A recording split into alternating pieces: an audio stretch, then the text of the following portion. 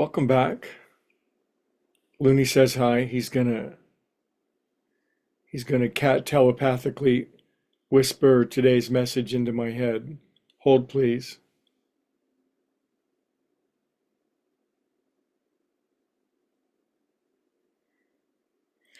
Cats make excellent channels to the infinite.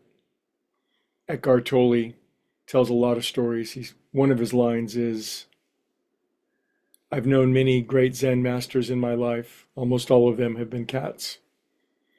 Anyway, today's message from on high, as near as I can determine it, is there's a fascinating story. You may have heard it. It's sort of anecdotal and apocryphal, but Michelangelo, the great one, the genius of staggering capacity, the true definition of a Renaissance man, he was the sculptor of David. And he found a 20-foot high piece of marble, and he had this vision of carving the great King David of Israel. And he went into private for 2 years and worked on it as only a man who could do that and create the Sistine Chapel and all the other amazing things. But 2 years later, the statue of David emerged, and they say possibly 1 billion people have seen it in person, 500 million to 1 billion. And maybe you've seen it. Maybe you've seen it in person. Maybe you've seen it at the replica at Caesars in Las Vegas. What were you doing there? Anyway, later on in his life, they asked him how on earth he was capable of doing that. What inspired him? How was he capable of taking a raw piece of marble and doing that? And he said, well, I had this vision, this perfect vision of the final result, and I just chipped off all the marble that didn't belong. Geniuses have a way of understanding, seeing, and doing things that are genius and staggering in their brilliance. But he just got rid of all the marble that wasn't David.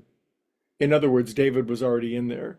Now, the spiritual metaphor simile is, I think, rather obvious, but fantastically powerful, because each and every one of us is cut from this very same mold. And this idea that God, love, source, is our creator, our Michelangelo, except a trillion, quadrillion times more talented than Michelangelo, because all of us, as it says in the scriptures, are fearfully and wonderfully made.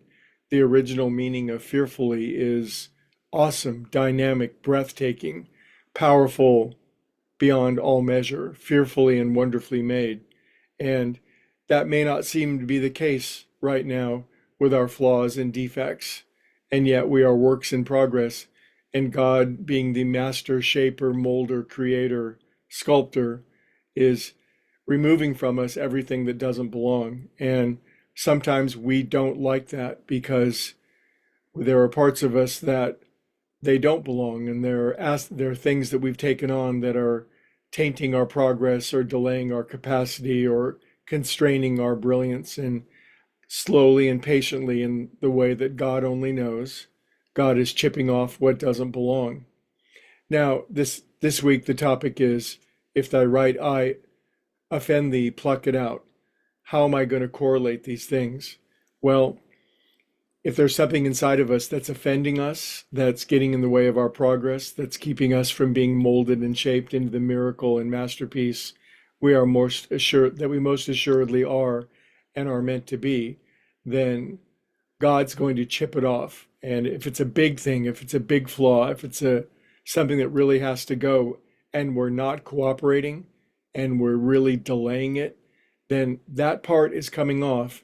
And the longer we delay and the less we cooperate, then the worse it's going to hurt. The longer that big chunk coming off, that limb being torn off, is going to feel like. And yet, as we begin to remind ourselves of what every world scripture says, that we're divine beings and that we are fearfully and wonderfully made, and that we're being molded and shaped by a master creator, we may get to the point when we feel something offending, something getting in between us and our conscious contact with God, which is truly the greatest sin and the greatest temptation.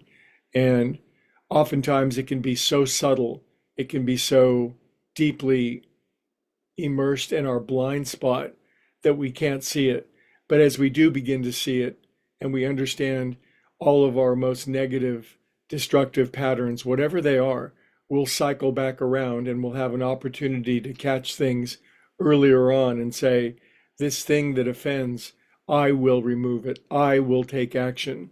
I will be able to do for myself what I couldn't do before, because wisdom and intelligence flows in. And every time we chip off something that should go, then the amount of growth, the amount of miracles that happen quickly and powerfully will astonish and amaze us.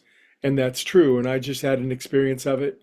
I'll tell you what, when something needs to go, it'll seem like the most important, monumental, significant, tempting thing in life. It's like, this thing I cannot get rid of. It's too dear to me. And yet we recognize that that's not true, that the thing that seems so important is actually getting in the way of our conscious contact. And if we chip it off, if we chip off a little jealousy, a little addiction, a little bit of abandonment, a little bit of anger, a little bit of delusion, a little bit of selfishness every single day, and if we chip off a really big bit and occasionally remove it on our own, boy, does the process hasten, and each and every one of us will come into the fullness of this miracle we are all meant to be. Thank you, Looney. I had no idea. Okay, I love you guys. I'll see you tomorrow.